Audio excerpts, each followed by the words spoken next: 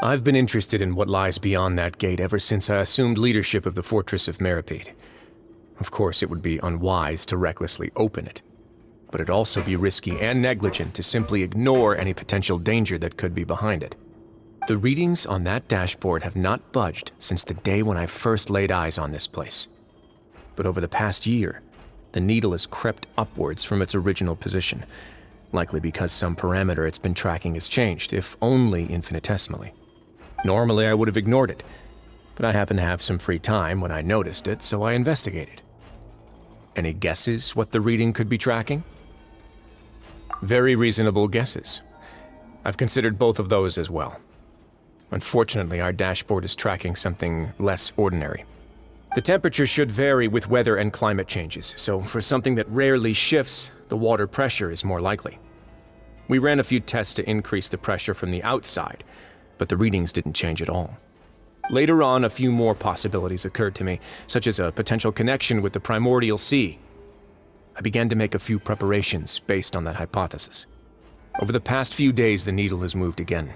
With that, and the symptoms that Fremine displayed after leaving the fortress, I can now confidently conclude that the readings represent the concentration of primordial seawater in the seawater nearby.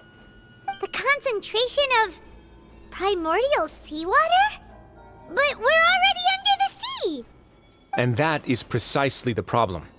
We're at the bottom of the sea, and now we're surrounded by toxic seawater.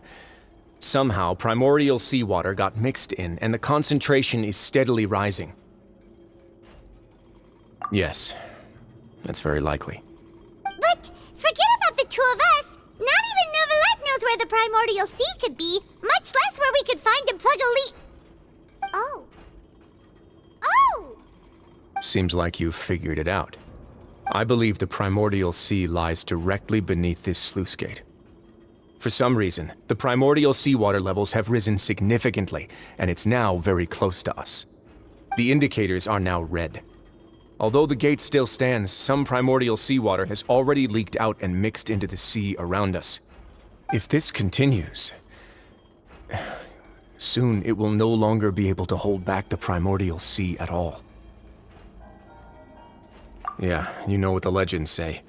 If this place falls, then everyone in Fontaine will be turned into puddles in the span of a night. But that's just too weird! Why would the Fortress of Masquerade be built right above a sluice gate for the primordial sea? Who built this place anyway? Your expression tells me you think this might be part of a vast, complicated conspiracy. To be honest, you might find the actual answer may be exceedingly boring. It's just that the secret of the Forbidden Zone had been long forgotten by the nation before I rediscovered it with my research. There's no single founder of the Fortress of Masquerade in any traditional sense. What we know about its history has been left to us by the people who used to live here. When the previous Hydro Archon Egeria ruled the land, all convicted criminals from Fontaine were exiled. The people drove the criminals away like a wolf pack chasing away the banished. The criminals received no sympathy of any kind from the people. They were exiled to the desolate seaside, where they experienced only pain, struggle, and the bone-chilling cold. Some of them began to repent, and prayed to the Hydro Archon, asking if there was still anything they could do. The Hydro Archon took pity on them, and said, "You may go guard my secret, deep underneath the waves." And so, leaning on the power of the Hydro Archon, they gathered underneath the sea and began to build a fortress. They became a community down there in the deeps, and over the years helped it to grow. As the number of exiles increased, more and more people joined the community. When the first group of exiles died, they left the yet unfinished fortress to their successors. The Hydro Archon continued to lend her support, allowing the fortress and what it stood for to continue growing ever larger. Before long, this dark underwater fortress became the sinner's only home. And with that, the people here stopped referring to the fortress as a prison. They saw themselves as repenting sinners who would regain their freedom once they had sufficiently redeemed themselves. But as time went on, people also realized that the fortress was a lonely place. Once they had gotten used to life here, they could no longer feel comfortable living in the overworld. Once they had finished serving their sentences, some people left and some others chose to stay. They'd find some idle position and let their withered souls fade away with the ancient secrets of the past.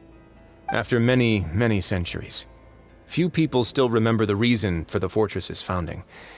Now they just see it as an integral pillar of Fontanian society, as the place where criminals deserve to be sent. Now and again, researchers manage to break one law or another and live out their days in the fortress. I learned all this from an elderly historian. Everyone else just thought he'd made it all up. But now you know every part of that history is true.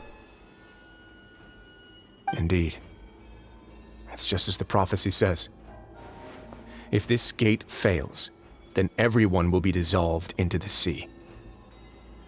To be frank, not really. But sadly, that hasn't stopped this prophecy from proving all too accurate. Prophecies are troublesome things. Just hearing one will create the first wave of panic. Seeing signs of it will bring about the second, and actually witnessing it in real time, the third. Let's go somewhere else. I want to show you something. This is it. Your Grace, perfect timing. The results from our last round of experiments have... Wait, Jurier, he's not alone! Huh? Lorvine and Jurier? No need to panic, you two. I've already told them about our plan. What? After you warned us not to tell a single soul about any of this? I'm skeptical as well.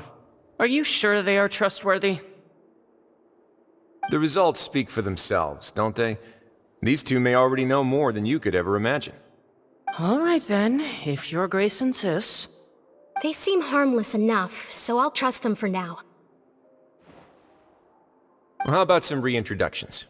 This is Jurier, one of the highest-ranked researchers from the Fontaine Research Institute.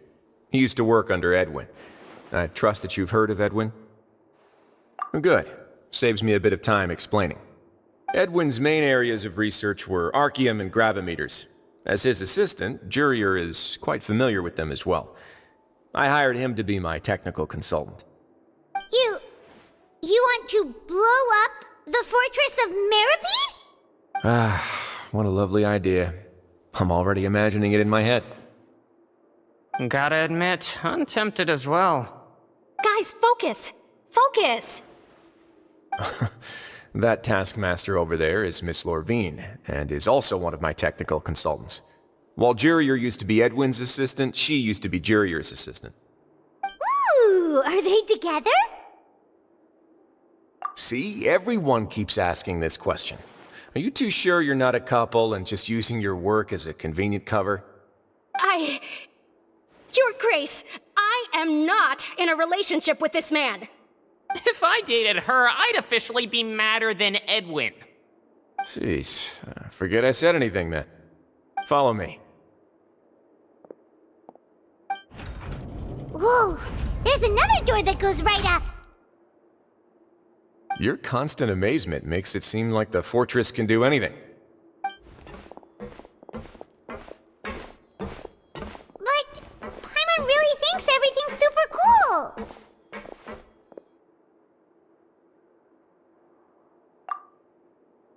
Well, let's spice it up a bit. And here you go.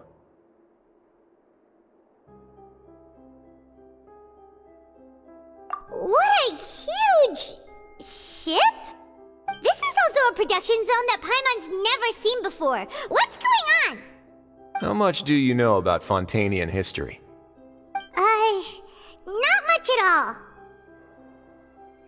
Well, then maybe you haven't heard the story of ancient Lemuria. To give you a quick rundown, Fontaine used to be ruled by the Lemurian dynasty. According to legend, the Lemurian king Remus came to this land after being inspired by divine revelation and found the seer Sibila, who had taken on the form of a golden bee. Taking the golden bee with him and riding on a huge ship, the Fortuna, he created his nation above the surging waves. He called his nation Lemuria and used the Fortuna to incessantly search for new tribes and islands, calling on them to join his empire. There's a ship in this story too? Where there's water, there'll be ships. People believe that hope can always be found at the end of a voyage. Do you believe that too? To a point, I think. As you've already seen, I have a whole factory's worth of labor, materials, and technology at my disposal. Certainly can't hurt to give it a try. So the moment I began to speculate that the primordial sea might lie underneath the gate, I also began this project. Were you inspired by the legendary Fortuna? Maybe. Fontanians need something to hold on to cope with the impending disaster. Were the workers to find out the truth behind this ship, riots would destroy the fortress faster than any catastrophe. As the fortress's administrator, I'd never make such a reckless call. Alright, that's enough talking for now. I'll need another 3 cups of tea to soothe my throat. Do you have any other questions? Seems like you're good. Come on, I'll take you back. I'll leave you here for now. Oh, thank you so much. No worries. But don't forget, it's up to you whether or not you want to share what you just saw. What you do from here on out will likely affect those 3 as well.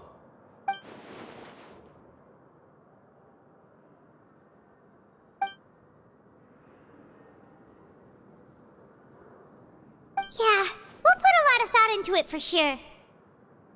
Great. I look forward to what happens next. We're back! Welcome back. Do you want a cup of tea? How can you be so much like Risley, always drinking tea? Huh. Actually, now that you mention it, I just remembered something now. While I was sedated, I could still barely hear 2 people talking next to me. They were discussing everything, from the leaves to the water and even the teacups themselves. Must have been Risley and Sishwin. Yeah, I heard 1 male voice and 1 female, so it should have been the 2 of them.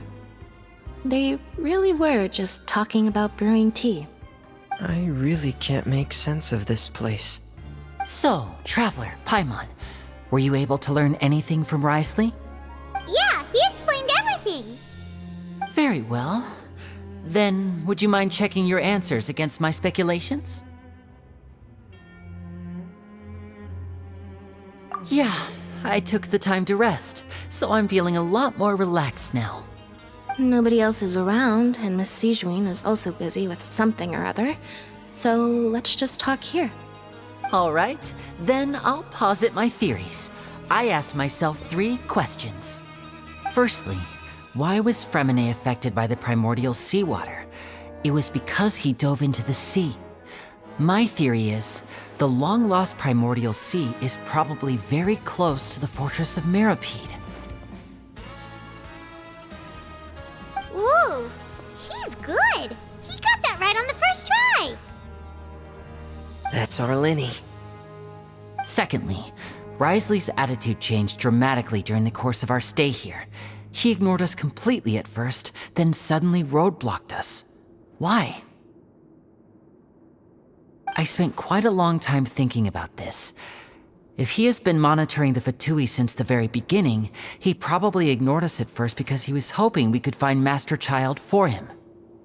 What's more, the Fortress of Mirapede is not part of Fontaine's court system, nor does it report to Udex Nervulet. Risley is basically the king of a no-man's land. As long as the fortress doesn't do anything about Master Child's disappearance, Father can use it to pressure the Fontaine authorities. And while the 2 factions are pitted against each other, Risley will be free to move between the parties of interest. If I had to guess, he probably has something that he's working on himself.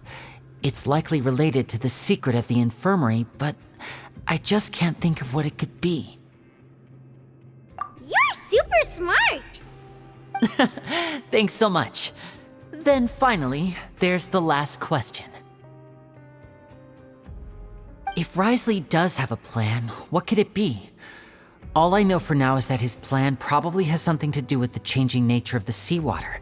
He's even gotten Cloran to help him out. That can't be the full extent of what he's doing.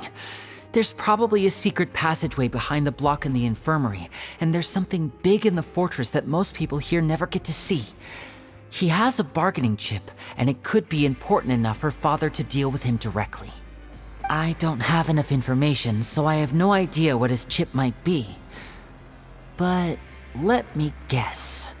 You have the last piece of the puzzle.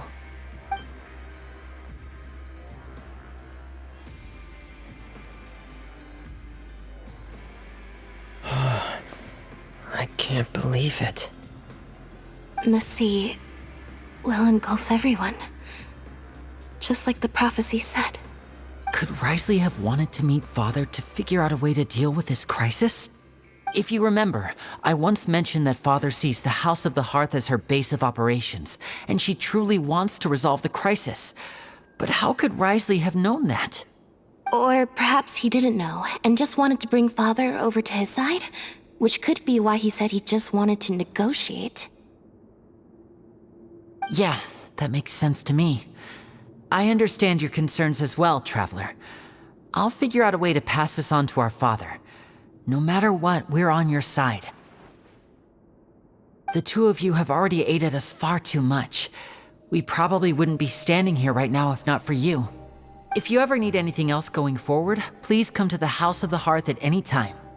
Though you may not share the sentiment, after all that we've gone through together, the three of us basically see you as family now. You have my gratitude. Thank you for protecting Linny when it really mattered. And thank you for sharing the secrets of the fortress with us. We didn't think you were going to do it. Why are you being so formal all of a sudden? Given your strength, you might not need our help at all. But if you are ever in danger, we will try our best to protect you. Aww, the sound of that makes Paimon feel all warm and safe inside.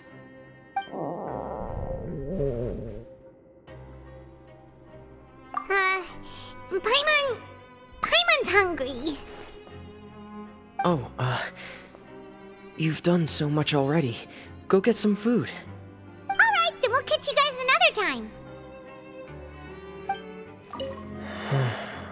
I feel like I should try to become someone more capable of helping. You're incredibly helpful. Lenny thinks so too. Yeah, you two are always telling me not to push myself, but aren't you just like that as well? It's time for dinner. Welfare meals now being served in the coupon cafeteria. Come on, let's go pick up ours as well. Traveler and Paimon, over here. Are you here for dinner too, Miss Sijwin? And I'm taking the opportunity to prepare Miss Cloran's dinner as well. Huh. You're right. She's actually sitting in the fortress cafeteria. What would you like to eat? Yep, you can.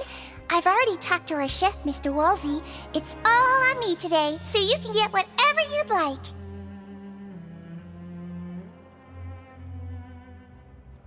Me too! Don't forget Paimon! No problem. Just leave it to me.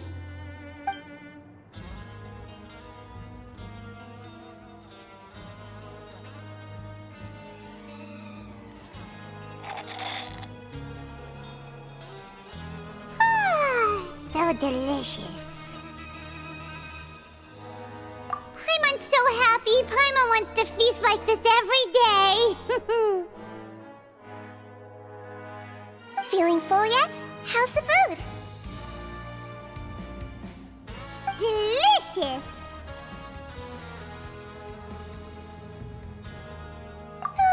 I'm so glad to see you all so happy. Oh, see, the expression on your face just now? The muscle here just moved, which suggests that you're feeling quite relaxed at the moment. Sijwin, do you do this to help your patients or to better understand human beings? A bit of both, I suppose. I'm a Melazine, which means I'm very different from human beings. I must know what you're thinking if I want to take good care of you. You're really good at taking care of people. Even though you're so short, you still talk and act like an older sister. Really? You're reminded of an older sister? That's great to hear. Oh, and what did you mean back in Risley's office? When you said that you were protecting Linny and his siblings as well? Oh, that. I just asked His Grace to look out for those children, especially that diver boy. I was getting a bit worried after hearing that something was wrong with the water. Thankfully, Glorand is very strong and managed to save him in the nick of time. His Grace also sealed the pipes after Glorand left, to make sure that Linny wouldn't impulsively chase after his brother.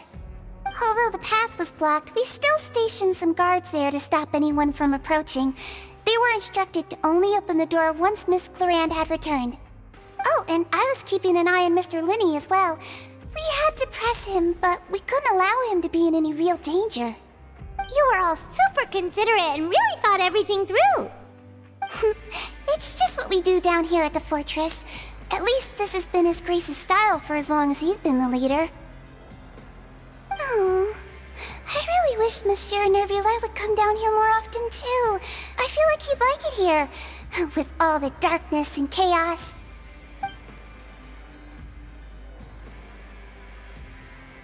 Get a good night's rest, you two. You both worked very hard. Glorand! Ah, it's you two. How's dinner? It's all right. Miss Sijwin really put in a lot of effort. So we heard that Risley invited you to come down to help, and you saved Fremonade too! You sure work super fast! Oh, it was child's play. Still, Paimon didn't know even champion duelists could take on side jobs. Oh, and why aren't you eating with Sijwin and the Duke? Won't you get bored eating by yourself? Miss Sijwin was with you, and the Duke has business of his own. Actually, didn't Navia say that you went out for dinner with her as well? Yeah. First time in a long time. First time in a long time? So you mean you've gone out to dinner with her in the past? In the past, yes. You seem to be enjoying yourselves here. Things will be getting messy at the fortress soon. Don't run around unnecessarily. So much has happened. Paimon just feels absolutely exhausted now that she's finally relaxed. Paimon's super sleepy. Are you sleepy too?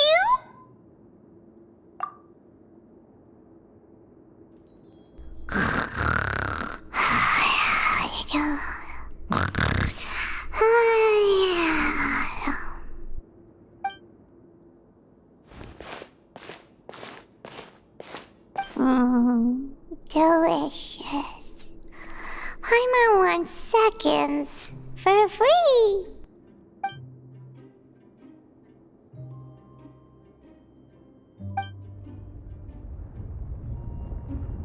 Out of my way! Get out of my way! What happened? Why is everyone running? No idea, but something must have happened. Stop asking! Who's yelling? Paimon still wants to sleep.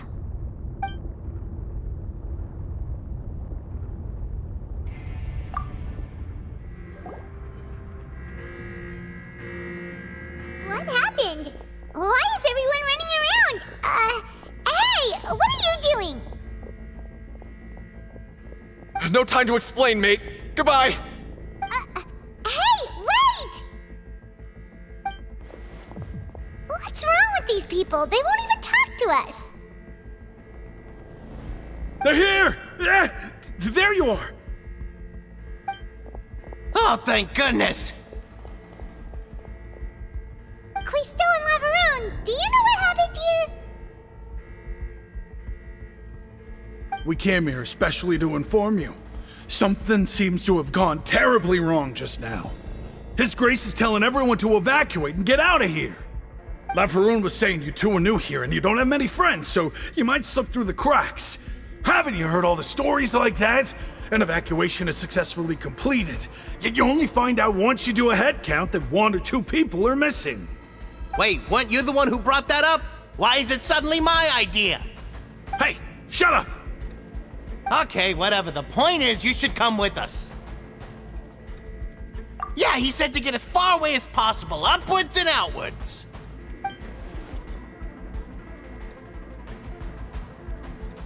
Oh no, it can't be that thing! Whoa, wait, what? What? Hey, where are you going? We have to go find the Duke! You two just go and get out! Go on without us! Hey, hey! Be careful! Attention, please evacuate upwards and outwards, upwards and outwards. If you're already at the topmost layer, then try to move as far outwards as possible.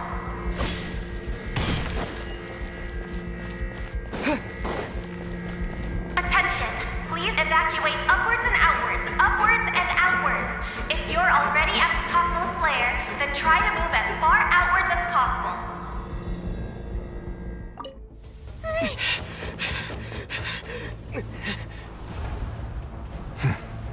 They're here. Just like I said. We have it!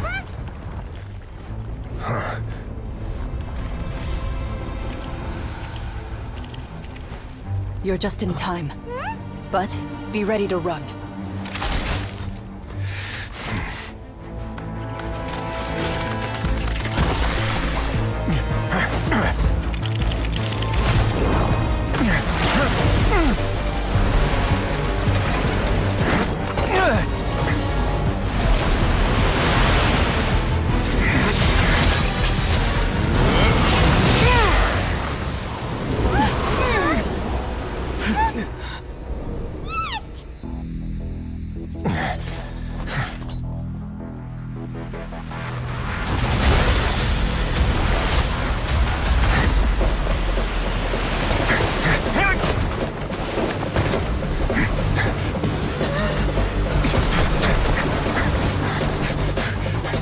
Three, 2, 1.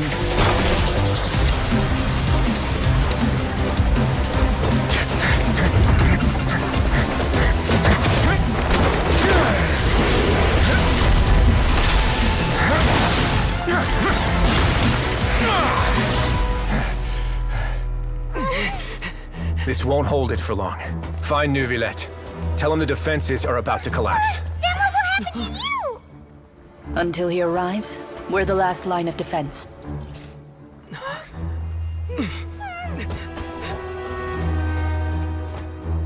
The gate.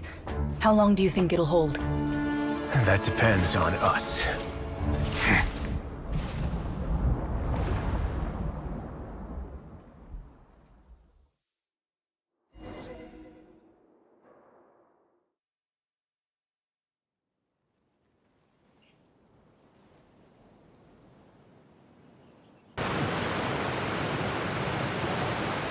Neuvillette? Why are you here? Traveler, I need you to head to the Opera House immediately. Farina will soon be meeting with the knave there. You must protect Farina, and make sure she doesn't spend too much time alone with her. Will do. You have my sincerest gratitude.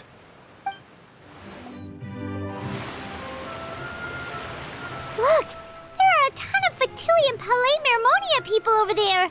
The knave is probably here already. We need to hurry! Are you two the traveler in Paimon? Monsieur Neuvillette has left instructions. Please follow me.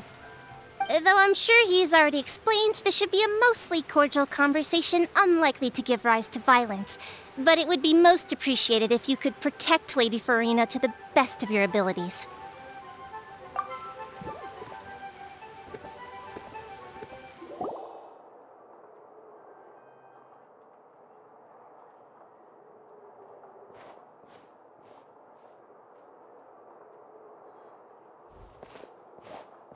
Oh, so you two are the honored guests Miss Farina mentioned.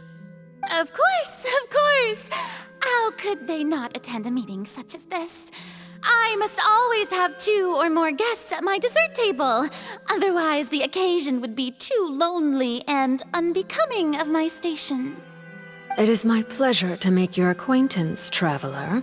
I have heard much of your accomplishments. I am the Knave, one of the 11 Fatui Harbingers.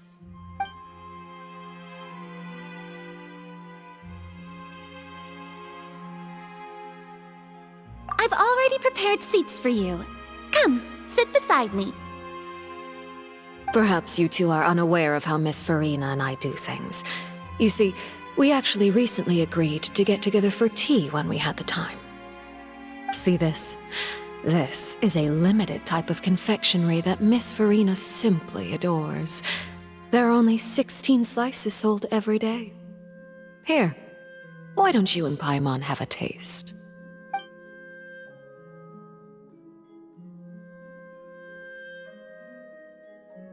Traveler, what do you think of this cake? That's good to hear. So what Child said was on the mark after all. You do share a taste in desserts with Farina and I.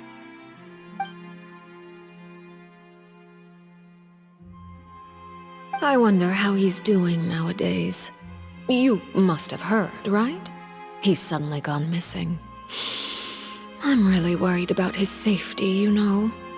Here's to hoping that he's an excellent swimmer. Since we're talking about him, I feel like I should add something. His martial prowess really looked certainly pretty impressive, yeah.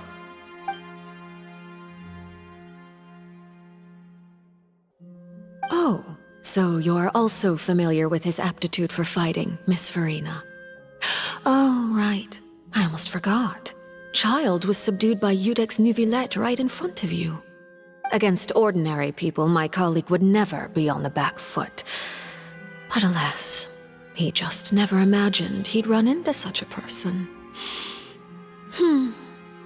I must express my admiration for Monsieur Nuvillette. Coming from you, that's not surprising at all. But I thought you would be happier to hear the news. Of course, but it's still a bit of a shame. You see, I would have been far happier had I received this news somewhat earlier. As you well know, a long time has passed since Child disappeared.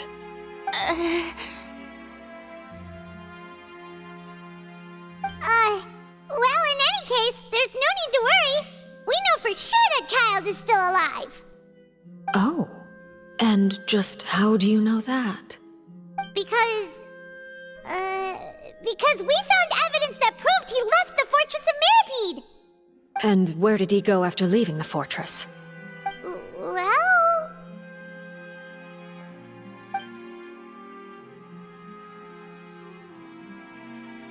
The Fortress of Mirapede lies deep beneath the waves. Unless he pranced right out of the main gate, he must have had to swim for it. Do you have any proof that he surfaced safely?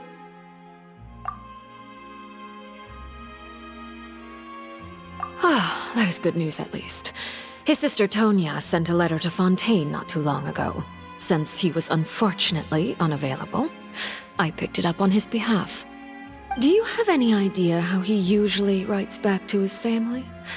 Dear Tonya, your letter made me feel like we were still enjoying our time in Snezhnaya together. I'm currently admiring the scenery on the streets in front of the Opera House. Is it something like that?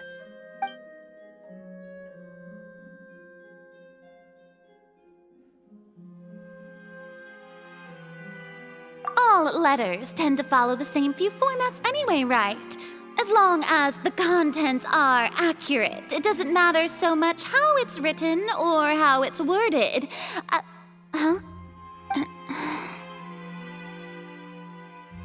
Hold on. The water in the teacup is shaking. I suppose this is also a sign of things to come, Miss Farina. I don't quite understand what you're trying to say. Have we entered into the next stage of the prophecy?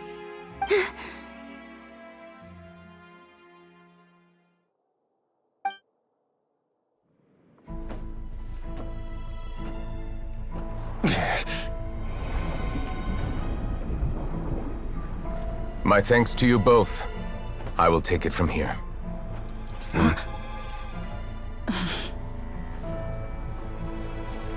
Sure you don't need a hand?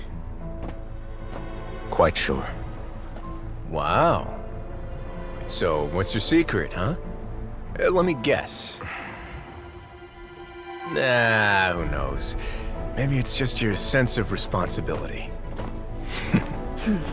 Sounds about right.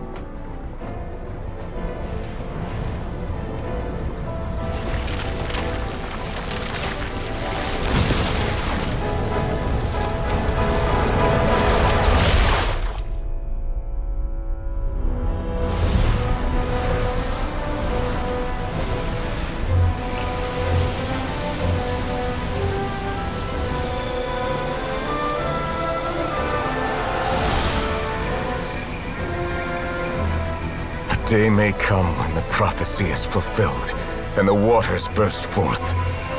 But it is not this day! This ancient power could easily obliterate an entire race.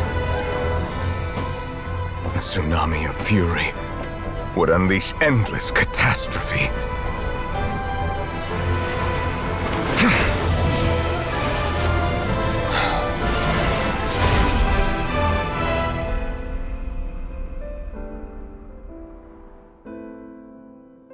This sentence is too severe.